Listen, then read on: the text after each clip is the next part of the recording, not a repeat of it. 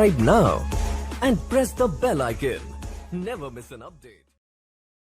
Hello friends, welcome back. This आज के इस वीडियो में मैं बात करूंगा फ्रेंड्स आप सभी से कि नेटवर्क मार्केटिंग इंडस्ट्री में आते तो बहुत सारे लोग हैं, लेकिन ऐसा क्या कारण है कि इस बिजनेस में 90% से भी अधिक लोग असफल हो जाते हैं। यदि आप जानना चाहते हैं तो प्लीज आप इस वीडियो को लास्ट तक देखते रहिए।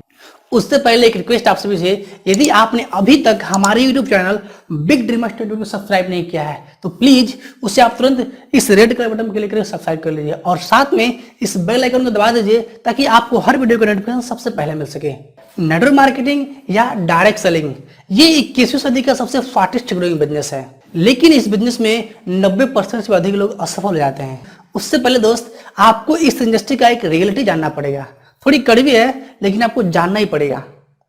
इस बिजनेस में एक रेशियो काम करता है जिसको हम बोलते हैं 90%, 8% और 2%। आपके मन में सवाल आ रहा होगा दोस्त कि ये 90%, 8% और 2% क्या चीज है। मतलब है कि इस इंडस्ट्री में सिर्फ 2% ऐसे लोग होते हैं जो अपनी लाइफ को बहुत अच्छे तरीके जी पाते हैं, एक लग्जरी लाइफ जी पाते हैं। 8% ऐसे लोग होते हैं डायरेक्ट सेलिंग और नेटवर्क मार्केटिंग इंडस्ट्री के जो इस बिजनेस के एवरेज होते हैं, मतलब कि अपनी जिंदगी ठीक ठाक तरीके से जी लेते हैं। और 90% ऐसे लोग होते हैं जो कि इस बिजनेस में असफल हो जाते हैं। हम इन्हीं 90% के ऊपर आज बात करेंगे, आखिर से क्या कारण है कि इतनी अधिक मात्रा में लोग असफल हो जाते हैं।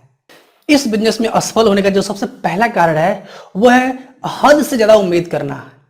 मतलब कि जब कोई व्यक्ति इस इंडस्ट्री में आता है तो वो इस इंडस्ट्री से इतना ज्यादा एक्सपेक्ट करता है, यानी कि इतना ज्यादा उम्मीद करता है। हालांकि ये गलती उसकी नहीं होती है, ये गलती उस व्यक्ति की होती है जो व्यक्ति उस व्यक्ति को बिजनेस में ज्वाइन कराता है, यानी कि लेकर के आता है। ज्वाइन कराने से पहले वो इससे इतनी बड़ी बड़ी बातें बोल देता है कि वो आदमी इससे बहुत ज्यादा एक्सपेक्ट कर लेता है कि ये इंडस्ट्री मेरे लिए सब कुछ है और मैं यहाँ से बहुत कुछ कर सकता हूँ, ये कर सकता हूँ, ऐसा कर सकता हूँ, वैसा कर सकता हूँ। और वही उम्मीद, जिस उम्मीद से वो व्यक्ति जुड़ता है इस बिजनेस में, और वही उम्मीद उसको पूरा नहीं हो पाता है और बिजनेस से क्विट कर जाता है। इस बिजनेस में असफल होने का दूसरा कारण है वो है कम लागत में बिजनेस शुरू हो जाता है, या यूं कहें कि बिजनेस बिल्कुल जीरो लागत में शुरू हो जाता है। और इसी वजह से इस इंडस्ट्री में बहुत सारे लोग जुड़ जाते हैं। जुड़ने के तो बहुत सारे लोग जुड़ जाते हैं। वो व्यक्ति ऑलरेडी करने के सेटल होता है। मान लीजिए कोई स्टूडेंट है, कोई छोटा मोटा व्यवसायी है या कोई छोटा मोटा जॉब करता है, वो अपना सारा समय अपने काम को देगा और उसका जो थोड़ा टाइम बचेगा वो इस इंडस्ट्री को देगा और बाद में वो व्यक्ति बोलता है अरे यार ये तो चलता ही नहीं। इस बिजनेस में असफल होने का तीसरा कारण है वो है कि बिजनेस छोड़ने में कोई नुकसान नहीं। मतलब क्या फ्रेंड्स, वो सामने व्यक्ति सोचता है जो बिजनेस क्विट करने वाला है, सोचता है कि यार हमने जितना पैसा दिया था, जितना प्राइस पे किया था उतना तो हमको सामान मिल गया। मतलब कि हमने जितना दिया बदले उसका तो मिल गया। मैं काम करूं या ना करूं, यदि मैं छोड़ भी देता हूँ बिजनेस को तो मेरा कोई नुकसान नहीं है। यदि यही व्यक्ति अगर किसी ट्रेडिशनल बिजनेस में होता तो शायद ऐसा नहीं करता। इस इंडस्ट्री में असफल होने का चौथा कारण है कि बिना सीखे बिजनेस करना। क्योंकि दोस्त इस बिजनेस में एक अंगूठा छाप से लेकर के मास्टर डिग्री तक आदमी काम करता है। इस बिजनेस में अलग अलग टाइप के लोग काम करते हैं। वो आदमी अपने फील्ड का मास्टर हो सकता है, लेकिन जब वो व्यक्ति इस बिजनेस में आता है तो वो सोचता है मुझे तो सब कुछ आता है। और वो अपना ज्ञान, यानी कि वो भले किसी और इंडस्ट्री में काम कर रहा होता है, वो उस इंडस्ट्री ज्ञान इसमें लागू करने की कोशिश करता है और इस वजह से वो असफल हो जाता है। यदि आप इस बिजनेस में हैं, आप भले किसी फील्ड के मास्टर क्यों ना हो, लेकिन अगर आप डायरेक्ट सेलिंग या फिर नेटवर्क मार्केटिंग इंडस्ट्री में हैं तो आपको इस बिजनेस को सीख के ही करना पड़ेगा। बिना सीखे करना मतलब कि असफलता की ओर जाना।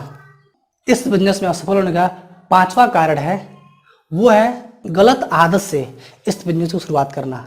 मतलब क्या फ्रेंड्स, यदि आप किसी व्यक्ति को ज्वाइनिंग कराते हैं, आपने खुद देखा होगा, महसूस किया होगा, जब आप किसी व्यक्ति ज्वाइनिंग कराते हैं या कराने जाते हैं या जब वो ज्वाइन कर लेता है तो एक बात बोलता है, यार मैं इस बिजनेस को नहीं कर पाऊंगा, मुझे तो ज़्यादा लोग जानते ही नहीं है, या फिर मैं तो ज़्यादा लोग जानता ही नहीं हूँ, मुझसे दो लोग कैसे मिलेंगे। आप इतने अच्छे से बोल पा रहे हैं, मुझे तो बोलना भी नहीं आता, मुझे बात करना भी नहीं आता। मतलब कि वो बहुत सारे नेगेटिव बातें बोलता है।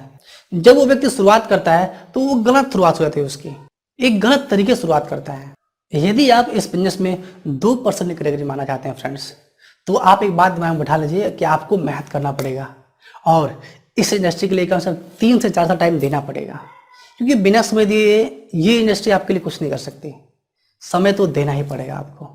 तो उम्मीद करता हूं दोस्तों यह वीडियो को बहुत पसंद आया होगा। यदि पसंद आया हो तो प्लीज़ इस वीडियो को लाइक करें, अपने दोस्तों के साथ व्हाट्सएप पे शेयर करें। यदि आपके मन में कोई सवाल या कोई सुझाव हो तो आप मुझे नीचे कमेंट कर सकते हैं। अपना कीमती समय निकाल कर इस वीडियो को देखने के लिए आप सभी का बहुत बहुत धन्यवाद। And finally Angesh Kumar signing off.